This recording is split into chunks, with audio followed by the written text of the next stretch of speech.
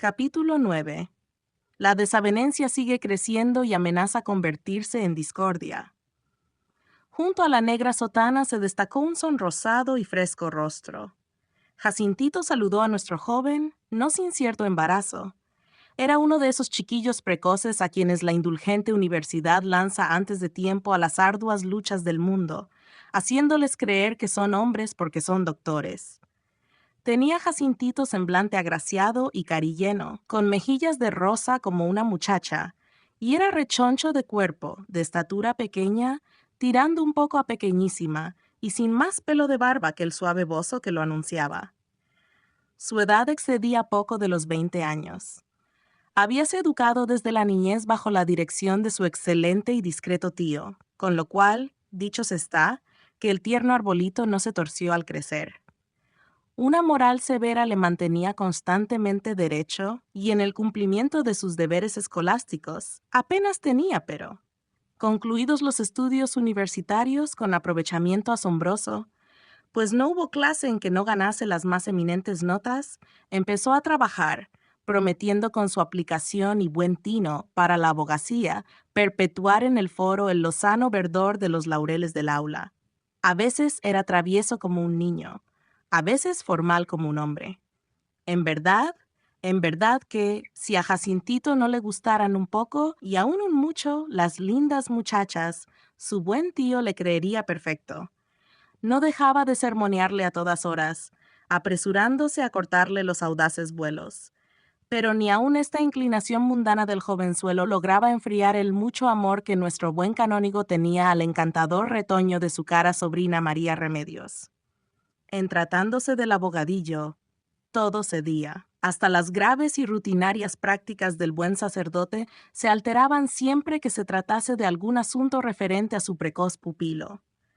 Aquel método riguroso y fijo como un sistema planetario solía perder su equilibrio cuando Jacintito estaba enfermo o tenía que hacer un viaje. Inútil celibato el de los clérigos. Si el Concilio de Trento les prohíbe tener hijos, Dios, no el demonio, les da sobrinos para que conozcan los dulces afanes de la paternidad. Examinadas imparcialmente las cualidades de aquel aprovechado niño, era imposible desconocer su mérito. Su carácter era por lo común inclinado a la honradez, y las acciones nobles despertaban franca admiración en su alma. Respecto a sus dotes intelectuales y a su saber social, tenía todo lo necesario para ser con el tiempo una notabilidad de estas que tanto abundan en España. Podía ser lo que a todas horas nos complacemos en llamar hiperbólicamente un distinguido patricio o un eminente hombre público, especies que por su mucha abundancia apenas son apreciadas en su justo valor. En aquella tierna edad, en que el grado universitario sirve de soldadura entre la puericia y la habilidad, pocos jóvenes, mayormente si han sido mimados por sus maestros, están libres de una pedantería fastidiosa que, si les da gran prestigio junto al sillón de sus mamás, es muy risible entre hombres hechos y formales. Jacintito tenía este defecto, disculpable no solo por sus pocos años, sino porque su buen tío fomentaba aquella vanidad pueril con imprudentes aplausos. Luego que los cuatro se reunieron, continuaron paseando. Jacinto callaba. El canónigo, volviendo al interrumpido tema de los piros que se habían de injertar y de las vites que se debían poner en orden, dijo: «Ya sé que el señor don José es un gran agrónomo». «Nada de eso. No sé una palabra», repuso el joven, viendo con mucho disgusto aquella manía de suponerle instruido en todas las ciencias. «Oh, sí, un gran agrónomo», añadió el penitenciario, «pero en asuntos de agronomía no me citen tratados novísimos. Para mí toda esa ciencia, señor de Rey, está condensada en lo que yo llamo la Biblia del campo, en las geórgicas del inmortal latino. Todo es admirable, desde aquella gran sentencia, nec vero terra ferre omnes omnia possunt, es decir, que no todas las tierras sirven para todos los árboles.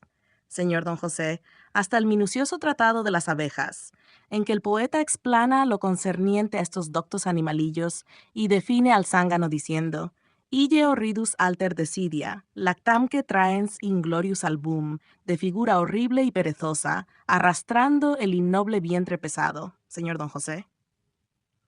Bien en traducírmelo, dijo Pepe riendo, porque entiendo muy poco el latín. Oh, los hombres del día, ¿para qué habían de entretenerse en estudiar antiguallas? Añadió el canónigo con ironía. Además, en latín solo han escrito los calzonazos como Virgilio, Cicerón y Tito Livio. Yo, sin embargo, estoy por lo contrario, y sea testigo mi sobrino, a quien he enseñado la sublime lengua. El tunante sabe más que yo. Lo malo es que con las lecturas modernas lo va olvidando, y el mejor día se encontrará que es un ignorante, sin sospecharlo. Porque, señor don José, a mi sobrino le ha dado por entretenerse con libros novísimos y teorías extravagantes, y todo es flammarion arriba y abajo, y nada más sino que las estrellas están llenas de gente. Vamos, se me figura que Bitseis 2 van a ser buenas migas. Jacinto, ruégale a este caballero que te enseñe las matemáticas sublimes, que te instruya en lo concerniente a los filósofos alemanes, y ya eres un hombre. El buen clérigo se reía de sus propias ocurrencias, mientras Jacinto, gozoso de ver la conversación en terreno tan de su gusto, se excusó con Pepe Rey y de buenas a primeras le descargó esta pregunta. Dígame el señor don José, ¿qué piensa Abdodo del darwinismo? Sonrió nuestro joven al oír pedantería tan fuera de sazón, y de buena gana excitara al joven a seguir por aquella senda de infantil vanidad. Pero, creyendo más prudente no intimar mucho con el sobrino ni con el tío, contestó sencillamente, «No puedo pensar nada de las doctrinas de Darwin, porque apenas las conozco. Los trabajos de mi profesión no me han permitido dedicarme a esos estudios». «Ya», dijo el canónigo riendo, «todo se reduce a que descendemos de los monos. Si lo dijera solo por ciertas personas que yo conozco, tendría razón». La teoría de la selección natural, añadió enfáticamente Jacinto, dicen que tiene muchos partidarios en Alemania. No lo dudo, dijo el clérigo. En Alemania no debe sentirse que esa teoría sea verdadera, por lo que toca a Bismarck. Doña Perfecta y el señor don Cayetano aparecieron frente a los cuatro. «Qué hermosa está la tarde», dijo la señora. «¿Qué tal, sobrino? ¿Te aburres mucho?» «Nada de eso», repuso el joven. «No me lo niegues. De eso veníamos hablando Cayetano y yo. Tú estás aburrido y te empeñas en disimularlo.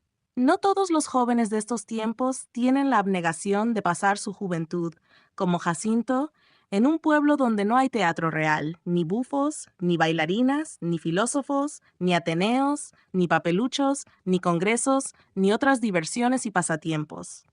«Yo estoy aquí muy bien», repuso Pepe. «Ahora le estaba diciendo a Rosario que esta ciudad y esta casa me son tan agradables que me gustaría vivir y morir aquí». Rosario se puso muy encendida y los demás callaron. Sentáronse todos en una glorieta, apresurándose el sobrino del señor canónigo a ocupar el lugar a la izquierda de la señorita.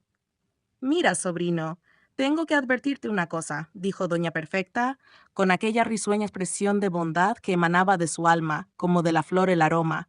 «Pero no vayas a creer que te reprendo ni que te doy lecciones. Tú no eres niño y fácilmente comprenderás mi idea».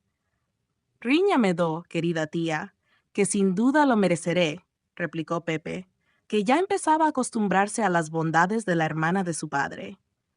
«No, no es más que una advertencia. Estos señores verán cómo tengo razón». Rosarito oía con toda su alma.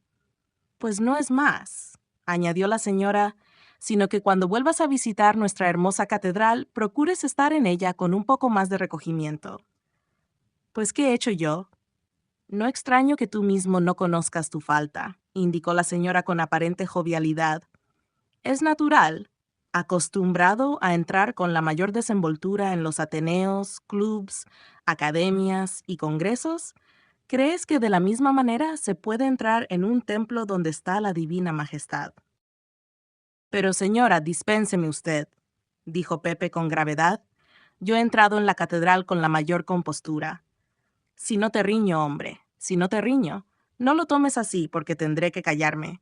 Señores, disculpen ustedes a mi sobrino. No es de extrañar un descuidillo, una distracción. ¿Cuántos años hace que no pones los pies en lugar sagrado? Señora, yo juro a usted. Pero en fin, Mis ideas religiosas podrán ser lo que se quiera, pero acostumbro guardar la mayor compostura dentro de la iglesia. Lo que yo aseguro, vamos, si te has de ofender no sigo.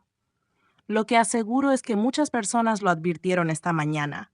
Notáronlo los señores de González, doña Robustiana, Serafinita, en fin, con decirte que llamaste la atención del señor obispo. Su ilustrísima me dio las quejas esta tarde en casa de mis primas. Díjome que no te mandó plantar en la calle porque le dijeron que eras sobrino mío. Rosario contemplaba con angustia el rostro de su primo, procurando adivinar sus contestaciones antes que las diera. Sin duda me han tomado por otro. No, fuiste tú. Pero no vayas a ofenderte, que aquí estamos entre amigos y personas de confianza. Fuiste tú, yo misma te vi. Usted, justamente. ¿Negarás que te pusiste a examinar las pinturas pasando por un grupo de fieles que estaban oyendo misa? Te juro que me distraje de tal modo con tus idas y venidas que, vamos, es preciso que no lo vuelvas a hacer. Luego entraste en la capilla de San Gregorio, alzaron en el altar mayor y ni siquiera te volviste para hacer una demostración de religiosidad. Después atravesaste de largo a largo la iglesia, te acercaste al sepulcro del adelantado, pusiste las manos sobre el altar, pasaste enseguida otra vez por entre el grupo de los fieles, llamando la atención. Todas las muchachas te miraban y tú parecías satisfecho de perturbar tan lindamente la devoción y ejemplaridad de aquella buena gente. ¡Dios mío! ¡Todo lo que he hecho!, exclamó Pepe entre enojado y risueño. Soy un monstruo y ni siquiera lo sospechaba. No, bien sé que eres un buen muchacho, dijo doña Perfecta, observando el semblante afectadamente serio e inmutable del canónigo, que parecía tener por cara una máscara de cartón. Pero, hijo, de pensar las cosas a manifestarlas, así con cierto desparpajo, hay una distancia que el hombre prudente y comedido no debe salvar nunca. Bien sé que tus ideas son... No te enfades, si te enfadas me callo. Digo que una cosa es tener ideas religiosas y otra manifestarlas. Me guardaré muy bien de vituperarte porque creas que no nos crió Dios a su imagen y semejanza, sino que descendemos de los micos. Ni porque niegues la existencia del alma, asegurando que esta es una droga como los papelillos de magnesia o de ruibarbo que se venden en la botica. Señora, por Dios, exclamó Pepe con disgusto. Veo que tengo muy mala reputación en Orbajosa. Los demás seguían guardando silencio. Pues decía que no te vituperaré por esas ideas, además de que no tengo derecho a ello. Si me pusiera a disputar contigo, tú, con tu talentazo descomunal, me confundirías 1000 veces. No, nada de eso.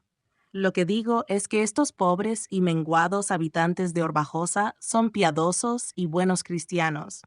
Si bien ninguno de ellos sabe filosofía alemana, por lo tanto, no debes despreciar públicamente sus creencias. Querida tía, dijo el ingeniero con gravedad, ni yo he despreciado las creencias de nadie, ni tengo las ideas que usted me atribuye.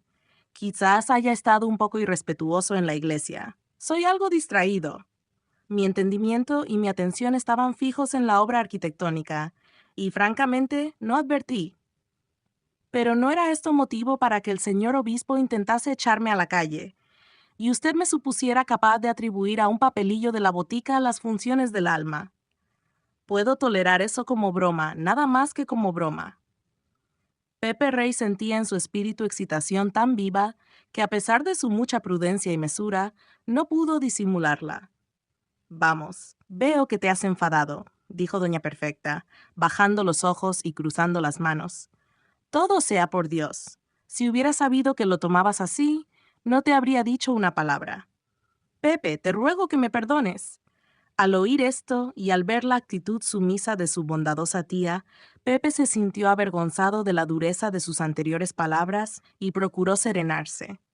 Sacóle de su embarazosa situación el venerable penitenciario, que sonriendo con su habitual benevolencia, habló de este modo. Señora doña Perfecta, es preciso tener tolerancia con los artistas. Oh, yo he conocido muchos.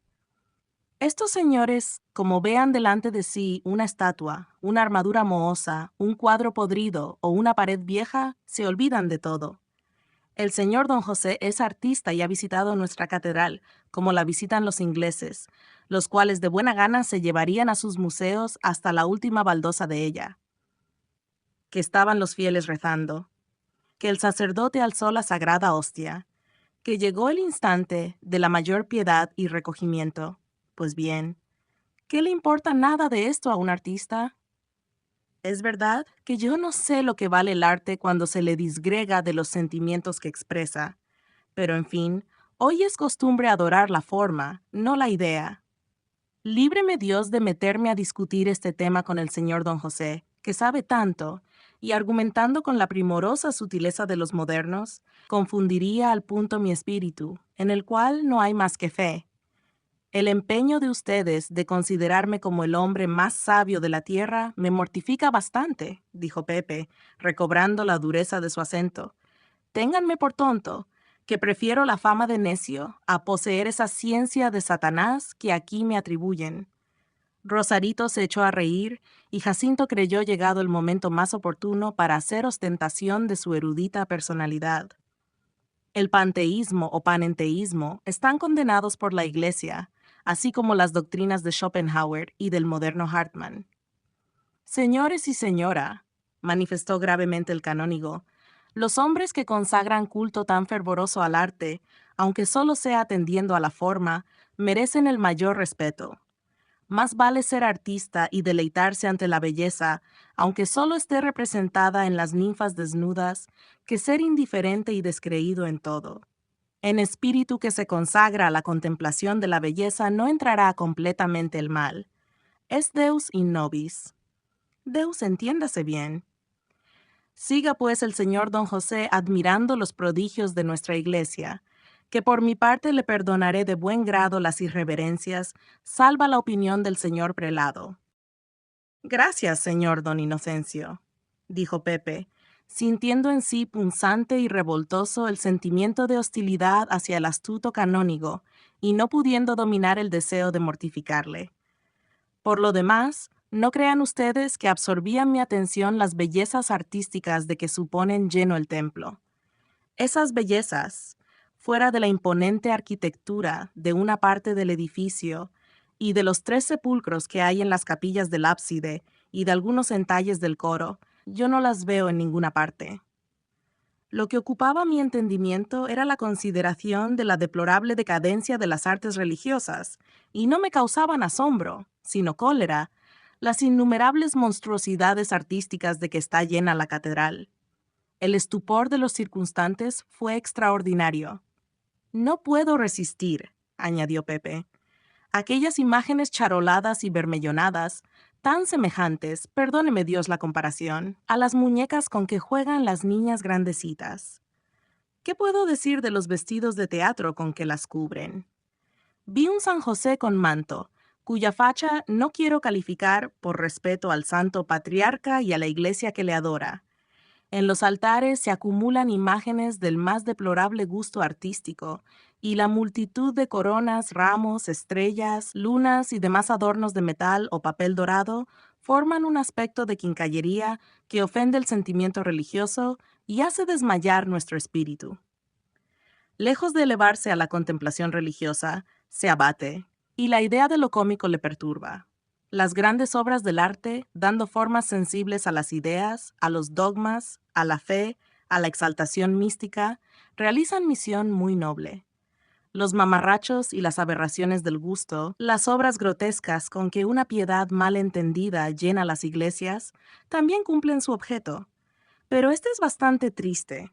Fomentan la superstición, enfrían el entusiasmo, obligan a los ojos del creyente a apartarse de los altares. Y con los ojos se apartan las almas que no tienen fe muy profunda ni muy segura. La doctrina de los iconoclastas, dijo Jacintito, también parece que está muy extendida en Alemania. Yo no soy iconoclasta, aunque prefiero la destrucción de todas las imágenes a esta exhibición de chocarrerías de que me ocupo, continuó el joven. Al ver esto, es lícito defender que el culto debe recobrar la sencillez augusta de los antiguos tiempos. Pero no. No se renuncia al auxilio admirable que las artes todas, empezando por la poesía y acabando por la música, prestan a las relaciones entre el hombre y Dios. Vivan las artes, despléguese la mayor pompa en los ritos religiosos. Yo soy partidario de la pompa. Artista, artista y nada más que artista, exclamó el canónigo moviendo la cabeza con expresión de lástima. Buenas pinturas, buenas estatuas, bonita música, gala de los sentidos y el alma que se la lleve el demonio. Y a propósito de música, dijo Pepe Rey, sin advertir el deplorable efecto que sus palabras producían en la madre y la hija, figúrense ustedes qué dispuesto estaría mi espíritu a la contemplación religiosa al visitar la catedral, cuando de buenas a primeras, y a llegar al ofertorio en la misa mayor, el señor organista tocó un pasaje de la Traviata. En eso tiene razón el señor de Rey, dijo el abogadillo enfáticamente. El señor organista tocó el otro día el brindis y el wals de la misma ópera, y después un rondó de la gran duquesa. Pero cuando se me cayeron las alas del corazón, continuó el ingeniero implacablemente, fue cuando vi una imagen de la Virgen que parece estar en gran veneración, según la mucha gente que ante ella había y la multitud de velas que la alumbraban. La han vestido con ahuecado ropón de terciopelo bordado de oro, de tan extraña forma que supera a las modas más extravagantes del día. Desaparece su cara entre un follaje espeso, compuesto de 1000 suertes de encajes rizados con tenacillas, y la corona de media vara de alto, rodeada de rayos de oro, es un disforme catafalco que le han armado sobre la cabeza. De la misma tela y con los mismos bordados son los pantalones del niño Jesús. No quiero seguir, porque la descripción de cómo están la madre y el hijo me llevaría quizás a cometer alguna irreverencia. No diré más, sino que me fue imposible tener la risa y que por breve rato contemplé la profanada imagen, exclamando: «Madre y señora mía, ¿cómo te han puesto?». Concluidas estas palabras, Pepe observó a sus oyentes, y aunque a causa de la sombra crepuscular no se distinguían bien los semblantes, creyó ver en alguno de ellos señales de amarga consternación. «Pues, señor don José», exclamó vivamente el canónigo, riendo y con expresión de triunfo, «esa imagen que a la filosofía y panteísmo de usted parece tan ridícula, es Nuestra Señora del Socorro, patrona y abogada de Orbajosa, cuyos habitantes la veneran de tal modo que serían capaces de arrastrar por las calles al que hablase mal de ella. Las crónicas y la historia, señor mío, están llenas de los milagros que ha hecho, y aún hoy día vemos constantemente pruebas irrecusables de su protección. Ha de saber usted también que su señora tía Doña Perfecta es camarera de la Santísima Virgen del Socorro, y que ese vestido que a usted le parece tan grotesco, pues digo que ese vestido, tan grotesco a los impíos ojos de usted, salió de esta casa, y que los pantalones del niño obra son juntamente de la maravillosa aguja y de la acendrada piedad de su prima de usted Rosarito, que nos está oyendo. Pepe Rey se quedó bastante desconcertado. En el mismo instante levantóse bruscamente Doña Perfecta y, sin decir una palabra, se dirigió hacia la casa, seguida por el señor penitenciario. Levantáronse también los restantes. Disponíase el aturdido joven a pedir perdón a su prima por la irreverencia, cuando observó que Rosarito lloraba. Clavando en su primo una mirada de amistosa y dulce reprensión, exclamó: «¿Pero qué cosas tienes?». Oyóse la voz de Doña Perfecta que con alterado acento gritaba: «¡Rosario, Rosario!». Esta corrió hacia la casa.